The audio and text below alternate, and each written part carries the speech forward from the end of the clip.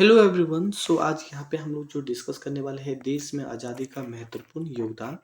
देखिए काफ़ी सारे क्रांतिकारी आए और अपना अपना काफ़ी सारे योगदान दिए थे देश के आज़ाद में। सो हम एक एक करके वन बाय वन करके काफ़ी कुछ यहाँ पे डिस्कस करने वाले हैं। इससे पहले हम आप लोग को बता दें, जो लास्ट क्लास था वहाँ पे हम लोग ने 1857 क्रांति के बारे में डिस्कस की थी और आपको हम बताए थे कि 1857 क्रांति में काफ़ी सारे लोग कहीं न कहीं अंग्रेज़ से परेशान हैं और वो चाहते हैं किस तरह अंग्रेज़ भारत छोड़ के वापस चले जाएँ, है ना? तो यहाँ पे देखिए, जैसे कि आप लोग को भी पता है कि 1857 क्रांति में ये फ्लैग आपको दिख रहा होगा पूरे भारत में। इसके बाद अगर हम देखते हैं जस्ट 100 साल के बाद, मतलब 1947 में हम देखते हैं, तो कहीं न कहीं ये फ्लैग आपको दिखेगा। हाँ, 1947 में देखिए तो आपको ये फ्लैग दिखेगा, ये अपना प्यारा-सा, और ये संविधान आपको दिखेगा। मतलब ऑलमोस्ट यहाँ पे मेरा देश आज़ाद हो चुका है। तो कुछ हमें यही तक पढ़ना है कि 1857 क्रांति में इंग्लैंड का शासन पूरा भारत पे लागू हो चुका था।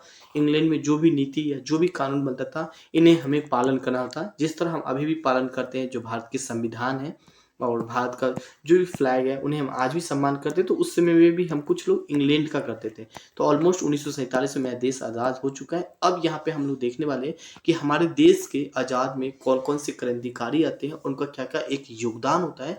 तो वन बाय वन करके हम डिस्कस करेंगे। जैसे कि पहले यहाँ पे हम लोग देखेंगे कुँवर सिंह। 1857 क्रांति में स्टार्ट हुआ, कुँवर सिंह का एक महत्वपूर्ण भूमिका होती है। 1857 क्रांति में कुँवर सिंह का योगदान होता है। और उसी के साथ हम देखते हैं 1885 में हम देखते हैं कि कांग्रेस की भी स्थापना किया जाता है। कांग्रेस की स्थापना क्यों किया जाता है?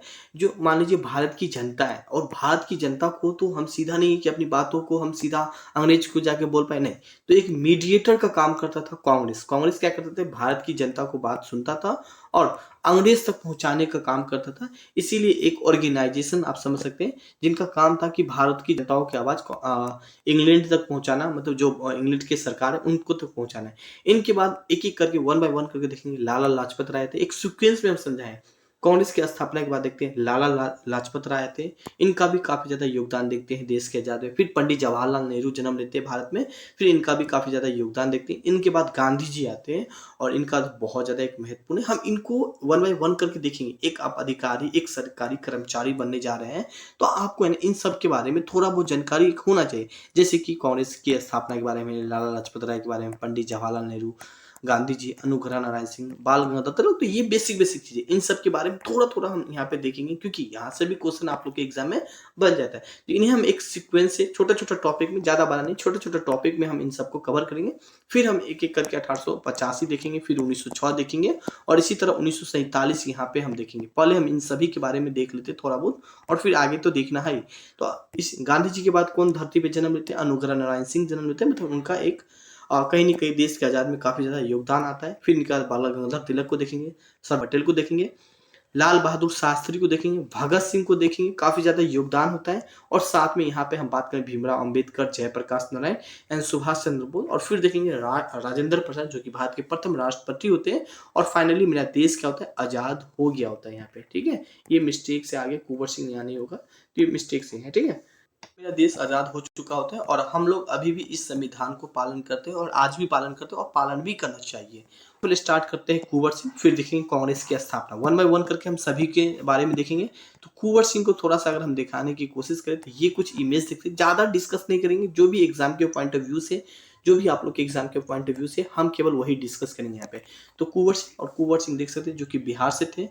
1857 क्रांति में उनका एक महत्वपूर्ण योगदान रहा था। यहाँ पे थोड़ा-सा देखिए, कुँवर सिंह का जन्म जगदीशपुर में हुआ था। जगदीशपुर वर्तमान में बात करने वाले, जो कि भोजपुर जिले के स्थित है, और भोजपुर जिले में एक दुलड़ो गाँव है, वहाँ पे उनका जन्म हुआ था। सीधा क्वेश्चन पूछ लिया जाएगा, सिंह का संबंध है, तो सीधा ऑप्शन होगा जगदीशपुर, टिक लगा सकते हैं। बाबू कुँवर सिंह का प्रथम भारतीय स्वतंत्रता संग्राम, जो 1857 में बिहार के सिपाही और महानायक भी थे। 30 जुलाई को दानापुर में सैनिकों ने विद्रोह कर दिया था और जगदीशपुर के जो जमींदार थे बाबू कुँवर सिंह ने विद्रोह सैनिक के नेतृत्व में किया था। मतलब अगर हम बात करने वाले हैं 1857 क्रांति में, हम आपको बताए थे ना कि हर जगह से अलग-अलग क्रांतिकारी थे, हर जगह से बात करें, हर क्षेत्र से अलग-अलग नेता थे जो विद्रोह किए थे। थोड़ा-सा कुँवर सिंह के बारे में देखिए, जो कि जगदीशपुर का नेतृत्व कौन कर रहा था? तो कुँवर सिंह कर रहा था, और कुँवर सिंह बहुत ही ज़्यादा शक्तिशाली होता है वो, ठीक है? तो आयु का बात करें तो 80 वर्ष की उम्र तक कुँवर सिंह ने काफ़ी समय तक बिहार के पूर्वी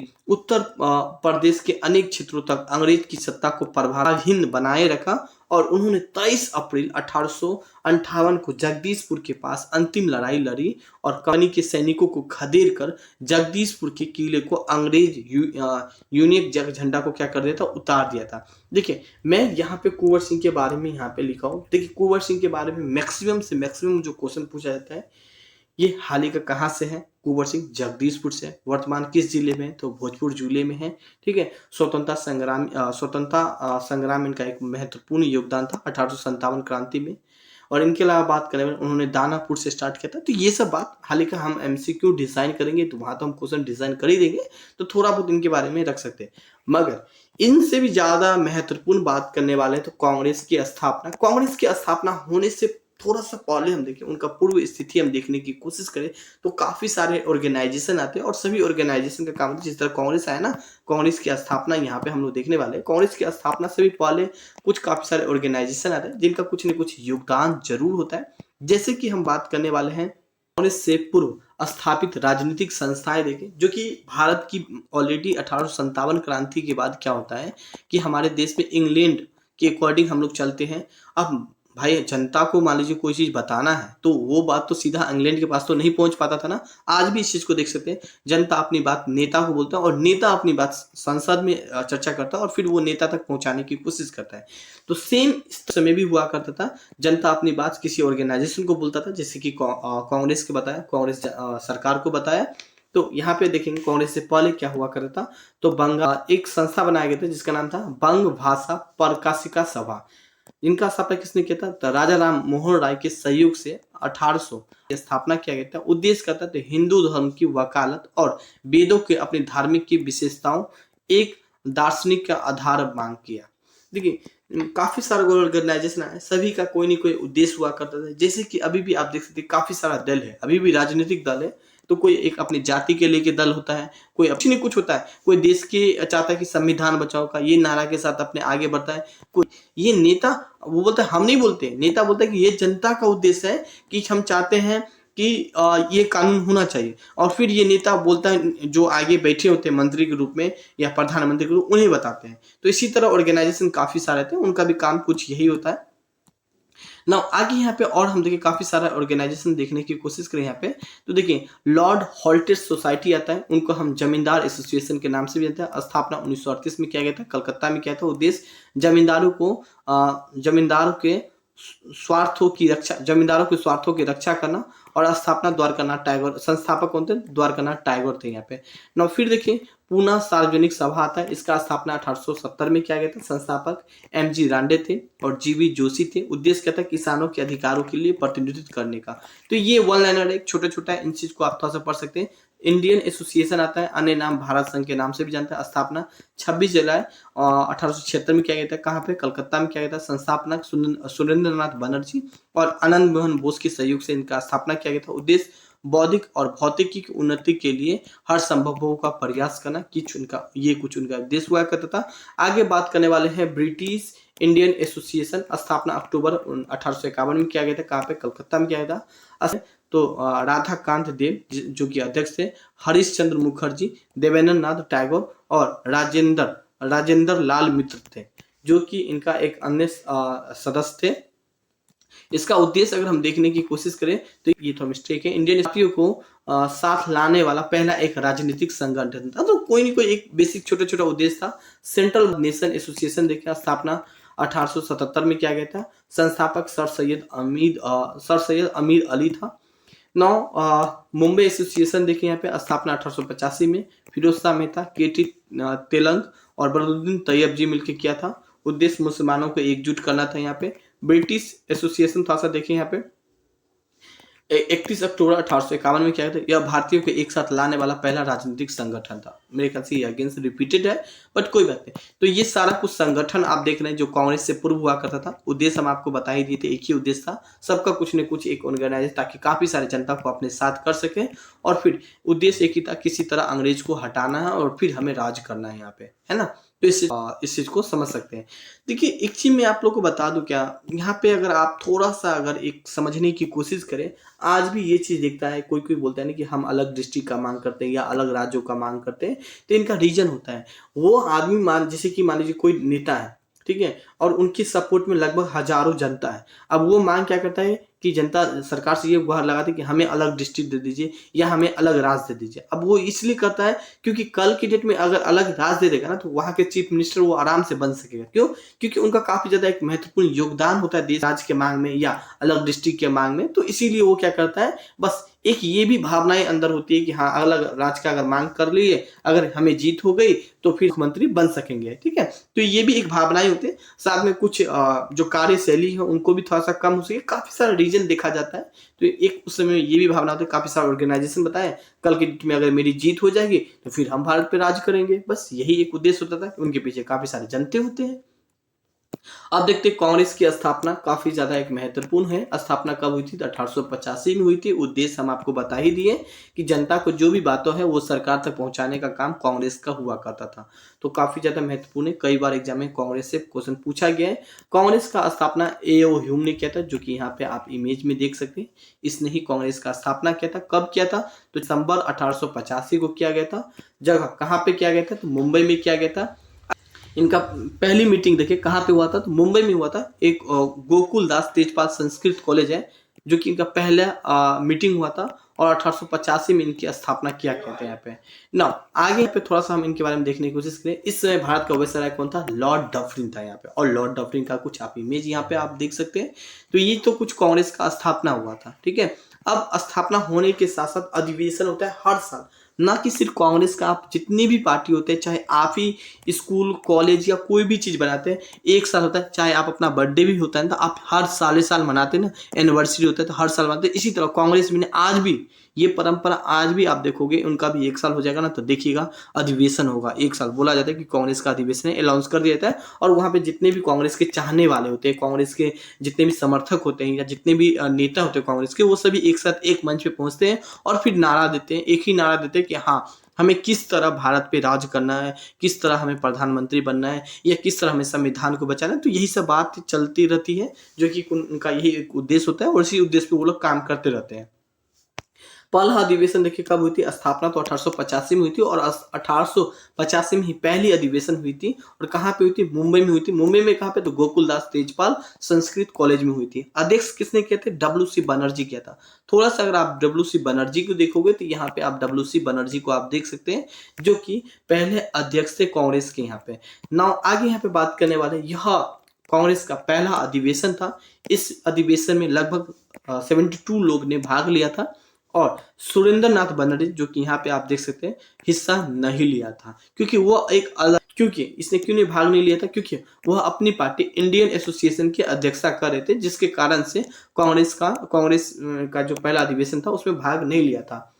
कांग्रेस शब्द है ना उत्तरी अमेरिका से लिया गया है, जिनका अर्थ होता है समूह। समूह मतलब काफी सारे लोगों को जोड़ सके। पहले कांग्रेस का अगर नाम देखें तो इंडियन नेशनल यूनियन था, बाद में इनको चेंज कर दिया गया, इंडियन नेशनल कांग्रेस कर दिया गया। मतलब यूनियन का नाम चेंज करके कांग्रेस में कन्वर्ट कर दिया। ये नाम चेंज किसने किया था? तो दादा भाई नौरोजी ने किया था। तो देखिए यहाँ पे जितने भी फैक्ट है, सारे जितने भी बात यहाँ पे मेंशन है, सारे के सारे फैक्ट है और आपके एग्जाम के व्यू से ही काफी महत्वपूर्ण है। तो साथ में हमेशा बोलता हूँ 2-3 बार देखिएगा तो खुद पे खुद याद हो जाएगा। एक बार में कोई भी चीज कॉन्सेप्ट क्लियर नहीं होती, मैं बार बोल रहा हूँ। अगर आप पहली बार तैयारी करते हैं तो एक बार में नहीं होती, 2-3 बार देखिएगा तो खुद पे खुद हो जाएगा यहाँ पे। नौ कांग्रेस का दूसरा अधिवेशन देखिए 1886 में होता है। कहाँ पे होता है? तो कलकत्ता में होता है। अध्यक्षता कौन करता है? दादा भाई नौरोजी करता है यहाँ पे। कलकत्ता में सबसे ज्यादा बार अधिवेशन हुआ था, लगभग 10 बार हुआ था। सीधा क्वेश्चन पूछ लिया जाएगा कि सबसे ज्यादा बार अधिवेशन कहाँ पे हुआ था? तो कलकत्ता में होता है। इस अधिवेशन में बात करने वाले हैं तो 434 सदस्य ने भाग लिया। काफी लोग खुश भाई, पहले अधिवेशन में 72 लोग, दूसरे अधिवेशन में 434 लोग ने भाग लिया था। काफी सारे खुश यहाँ पे कांग्रेस के नेता, है ना। तो अब क्या करेगा? हर साल और अधिवेशन करने की कोशिश करेगा। फिर तीसरी अधिवेशन होता है। तीसरी अधिवेशन कब होता है? तो 85 में पहली अधिवेशन देखे थे, 86 में दूसरी अधिवेशन देखे थे और 87 में तीसरी अधिवेशन देखेंगे यहाँ पे, ठीक है। पहली अधिवेशन मुंबई में देखे थे, दूसरी अधिवेशन कलकत्ता में देखे थे और तीसरी अधिवेशन कहाँ पे देखे थे? तो मद्रास में देख रहे हैं यहाँ पे, ठीक है। अध्यक्षता कौन कर रहा था? बदरुद्दीन तैयब कर रहा था यहाँ पे। कांग्रेस का पहले मुस्लिम अध्यक्ष भी रहे थे यहाँ पे, और इस समय में 607 लोग। पहले सदस्य में पहली बार में बात करें तो 72 लोग था, दूसरी बार में कितना लोग था तो 34 लोग था, और तीसरी बार में 607। मतलब काफी कुछ, मतलब आदमी बढ़ ही रहा है यहाँ पे। तो बस कंटिन्यू, अगर आप पढ़ाई भी करते तो कंटिन्यू लगिए। आपको थोड़ा सा इमेजिंग करिए, पहले आपको कुछ हिस्ट्री में आता था कि नहीं, मगर आप पढ़ते पढ़ते आपको ऐसा लगता है कि बहुत कुछ समझ में आने लगा। मतलब बहुत ही कुछ, पहले तो आपको ये भी चीज भी समझ में नहीं आया, मगर अब आप देख रहे हो कि बहुत कुछ समझ में आया। बस सेम इसी तरह है, जुड़े रहिए, एक न एक दिन जरूर कामयाबी मिलेगी यहाँ पे। तो समय बात करने वाले 1888 में चौथा अधिवेशन हुआ था। कहाँ पे हुआ था? इलाहाबाद में हुआ था। और अध्यक्ष कौन था? जॉर्ज यूलर थे, जो कि मैं बात कर रहा हूँ, जो कि ब्रिटिश थे। प्रथम प्रथम यूरोपियन लोग थे जो जो जो कि इनका अध्यक्ष किया था यहाँ पे। इस अधिवेशन में 1248 लोग, खुश, आदमी बढ़ ही रहा है, काफी ज्यादा चाहने वाले हो गए कांग्रेस का। 1248 लोग ने हिस्सा लिया। कांग्रेस का पहला अध्यक्ष कौन थे? ब्रिटिश एंड यूरोपियन था। देख रहे हैं ना, कांग्रेस से पहले भी काफी सारा ऑर्गेनाइजेशन बना, बट यहाँ इस ऑर्गेनाइजेशन में काफी लोग सपोर्ट नहीं किया था। मगर कांग्रेस की जैसी ही स्थापना होता है तो आप देख रहे हैं हर साल आदमी बढ़ता ही जाता है, और आज भी काफी सारा पार्टी आपको दिख सकते हैं यहाँ पे। फिर इसके बाद बात करें, पचवां अधिवेशन होता है। कब होता है? तो हर एक साल पे होता है, जैसे कि मालूम है 1889 में हुआ था। इस अधिवेशन में पहली बार महिला ने भी भाग लिया था, और अंग्रेज और कांग्रेस और खुश यहाँ पे। और देखिए, जब कांग्रेस की स्थापना हुआ था ना, तो अंग्रेज क्या बोला था? ये मेरा क्या कर सकता है? कुछ नहीं कर सकता है। अब देखिए, अंग्रेज खुश हुआ था कि भाई कुछ नहीं कर सकते, चाहे जो भी ऑर्गेनाइजेशन बनाना है, क्योंकि जनता पे सीधा कनेक्ट हो चुका था, जनता का शोषण अच्छा तरीके से कर रहा था, और जनता भी इनके पीछे, अंग्रेज के पीछे, अंग्रेजों की बात मानता था। मगर कांग्रेस एक अलग था, कांग्रेस हमेशा यही चाहता था। कांग्रेस का एक उद्देश्य तो ये होता था कि जनता की बातों को यहाँ तक पहुंचाए, मगर दूसरी उद्देश्य ये भी होता था कि इनको किस तरह हटावे और हम खुद पे राज करें यहाँ पे, जो कि इनका सेकेंड उद्देश्य हुआ करता था। मगर जैसे ही कांग्रेस की यहाँ पे बात करने वाले आदमी बढ़ने लगता है, तो फिर अंग्रेज ये चीज सोचता है किस तरह हम अब कांग्रेस को खत्म करें। और उसके लिए क्या करता है कि आप देखेंगे, आगे हम चल के देखेंगे कि जो दल है उनको कई भाग में तोड़ने की कोशिश करेगा, हिंदू मुस्लिम को अलग करने की कोशिश करेगा, है ना। मतलब शांति को अशांति कायम बना के रखेगा वो हमेशा, है ना। तो ये चीज देखने को मिलता है यहाँ पे। तो इनके बाद देखें, यहाँ पे इस महिलाओं ने भी भाग लिया था, और सर सैयद अहमद एक बार भी हिस्सा नहीं लिया था कांग्रेस के। फिर देखते हैं छठे नंबर का, जो कि कलकत्ता में हुआ था, और रहीमतुल्ला मोहम्मद सैनी ने, जो कि दूसरे अध्यक्ष थे, जो कलकत्ता अधिवेशन का किए थे अध्यक्ष था। इसी तरह अगर हम आपको दिखाएं तो कांग्रेस का कई सारा अधिवेशन हुआ था, जो कि यहाँ पे आप देख सकते हैं 85 में, 86 में, 87 में, 88 में, जो कि यहाँ पे हम लोग देख ही लिए थे। इनका जो जो फैक्ट है। इसी तरह यहाँ पे 1869 1905 में यहाँ पे गोखले किया था। कहाँ पे हुआ था? वाराणसी में हुआ था। बंग भंग आंदोलन का समर्थन किया था। पहली बार यहाँ पे कलकत्ता अधिवेशन 1896 में हुआ था। वंदे मातरम गीत गाया गया था। तो ये सब चीज़ें, दादा भाई नौरोजी स्वराज शब्द का पहली बार प्रयोग किया था, कलकत्ता अधिवेशन 1906 में किया था। सूरत का अधिवेशन किसने? रास बिहारी बोस ने किया था। कांग्रेस का विभाजन हुआ था यहाँ पे। जनगण मन पहली बार गाया गया था, कलकत्ता अधिवेशन में गया था। तो ये सब बात को आप हाईलाइट कर सकते हैं। हाल ही का इनके साथ और सारे भी अधिवेशन है। हमको कब तक पढ़ना है? जब तक मेरा देश आजाद नहीं हो जाता तब तक पढ़ना है। उनके बीच जो जो एक महत्वपूर्ण अधिवेशन हुआ था, उन चीज को पढ़ना है। तो उन चीज को मान लीजिए हम इतना तो आपको दे दिए, तो अपने अकॉर्डिंग पढ़ लीजिएगा। बाकी जो पार्ट छूटा हुआ है वो हम क्या करेंगे, जब एमसीक्यू टेस्ट लेंगे या कभी एक और वीडियो में हम कंप्लीट करा देंगे, या किसी अल्टरनेटिव वीडियो में डाल देंगे यहाँ पे। या आज जब हम आगे कंप्लीट करेंगे 1905 या 1906, तो वहां भी आपको मिलेगा ये सब चीज, 1911। तो ये सब चीज आगे भी मिलेगा। तो कुछ ये था आज का class. And so I hope आपको कैसा लगा होगा। मेरे ख्याल से बहुत ही ज्यादा आज का क्लास बहुत ही इंटरेस्टेड होगा।